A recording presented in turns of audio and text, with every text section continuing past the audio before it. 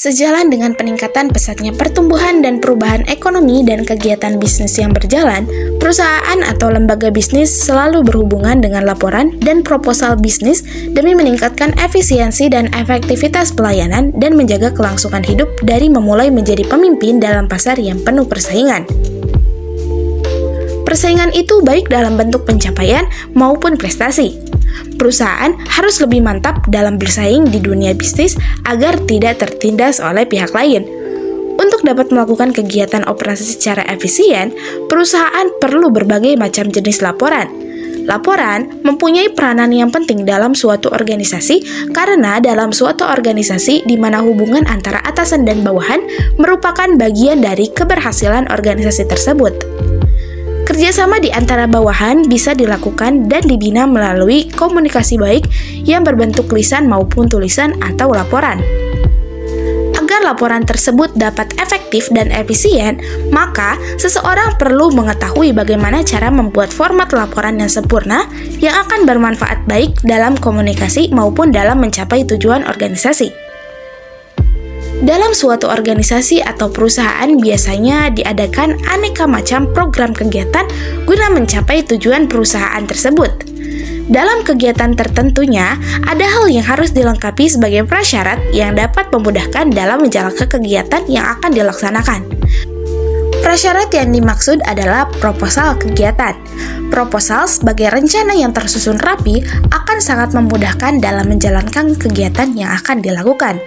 Sebab, proposal merupakan sebuah tulisan yang dibuat untuk menjelaskan sebuah tujuan kepada pembaca, sehingga mereka memperoleh pemahaman mengenai tujuan tersebut secara lebih mendetail dan akhirnya memperoleh persamaan visi, misi, dan tujuan yang jelas. Proses penulisan laporan dan proposal secara efektif terdiri atas 3 proses, yaitu perencanaan atau planning, penulisan atau writing, dan penyelesaian atau completing. Pada bagian perencanaan ini mengacu kepada tujuan penulisan pesan bisnis, mengumpulkan informasi, dan memilih media. Selanjutnya, penulisan atau writing ini mengacu kepada perencanaan pesan yang akan disampaikan, adaptasi dari audiens atau pembaca, dan mengendalikan gaya dengan menggunakan nada akrab atau bahasa yang sederhana dan suara yang pas. Selanjutnya, penyelesaian atau completing ini mengacu kepada tahap merevisi, produksi, dan mengoreksi. Selanjutnya, menyusun konten laporan. Dalam menyusun konten laporan, penulisnya harus secara detail dan jelas. Penulisan laporan bisa disederhanakan yaitu dengan membagi menjadi 3 bagian utama, yaitu pendahuluan, isi, dan juga penutup. Pada bagian pendahuluan, penulis membantu pembaca memahami konteks laporan dengan mengaitkan dengan suatu masalah, memperkenalkan ide utama. Pada bagian isi, ini menyajikan, menganalisis, dan menafsirkan informasi yang ditawarkan dan mendukung rekomendasi atau kesimpulan. Pada bagian penutup, ini merangkum poin-poin utama, menekankan manfaat bagi pembaca, dan menyatukan kesimpulan materi. Selanjutnya, proposal. Dalam proposal, ini juga terbagi menjadi 3 bagian. Yang pertama, pendahuluan, yang kedua isi, dan yang ketiga adalah penutup. Pada bagian pendahuluan, menyatakan pernyataan masalah, tinjau secara singkat situasi yang dihadapi, menetapkan kebutuhan untuk bertindak, dan menjelaskan bagaimana hal-hal jadi lebih baik. Pada bagian isi, ini berisi tentang fakta-fakta, pendekatan yang diusulkan, rencana kerja ke depannya, pernyataan kualifikasi, dan juga biaya. Yang terakhir, penutup. Pada bagian penutup, ini meringkas poin-poin utama. Tekankan manfaat dan kelebihannya serta solusi yang penulis usulkan.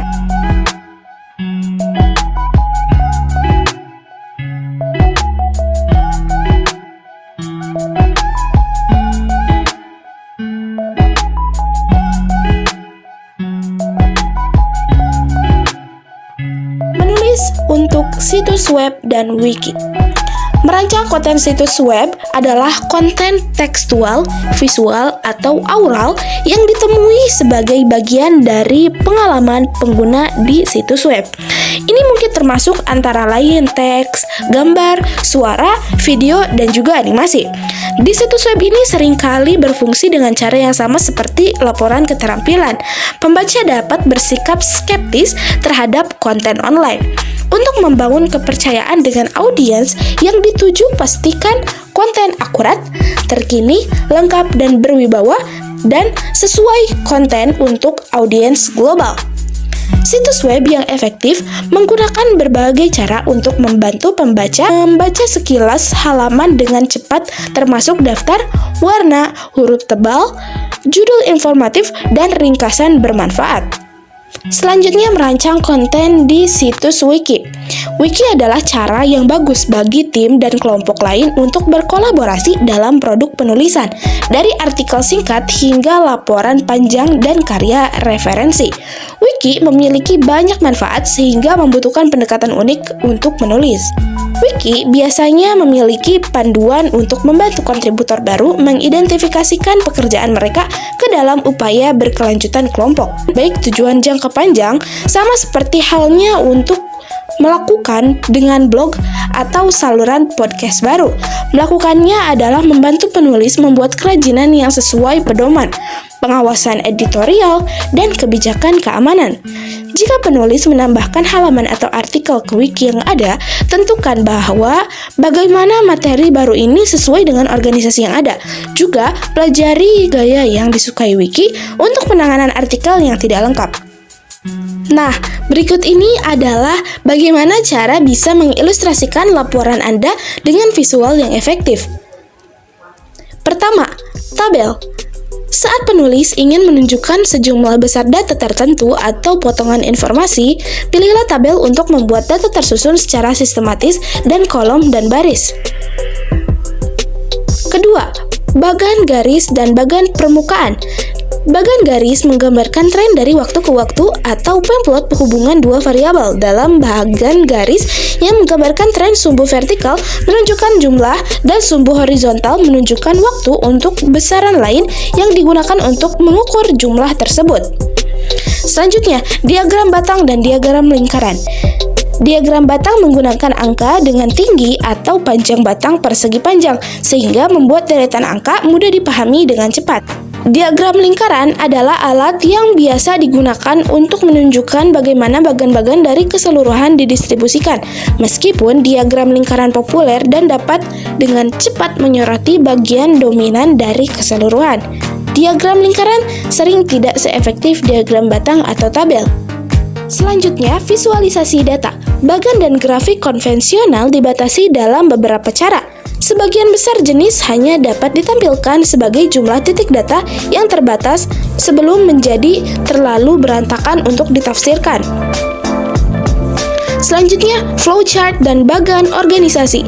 Bagan aliran mengilustrasikan urutan kejadian dari awal hingga akhir. Oleh karena itu, sangat diperlukan ketika menggambarkan proses, prosedur, dan hubungan berurutan. Peta, ilustrasi, diagram, infografi, dan foto. Peta dapat menunjukkan lokasi, jarak, tempat menarik, dan distribusi data geografis seperti penjualan. Diagram yang lebih kompleks dapat menyampaikan topik teknis seperti pengoperasian mesin atau prosedur perbaikan. Infografis adalah kelas khusus diagram yang dapat menyampaikan data serta konsep atau ide. Foto menawarkan nilai fungsional dan dekoratif. Nah, sekarang kita sampai kepada bagian penyelesaian laporan dan proposal. Seperti halnya pesan yang lebih pendek, ketika telah menyelesaikan draft pertama, perlu melakukan 4 tugas untuk menyelesaikan dokumen, yaitu merevisi, memproduksi, dan mendistribusikan. Setelah menyusun laporan atau proposal dalam bentuk akhirnya, tinjaulah secara menyeluruh terakhir kali, mencari inkonsistensi, kesalahan, dan komponen yang hilang. Jangan lupa untuk buktikan visual secara menyeluruh dan pastikan urutan diposisikan dengan benar. Untuk laporan online, pastikan semua tautan berfungsi seperti yang diharapkan dan semua file yang diperlukan aktif dan tersedia.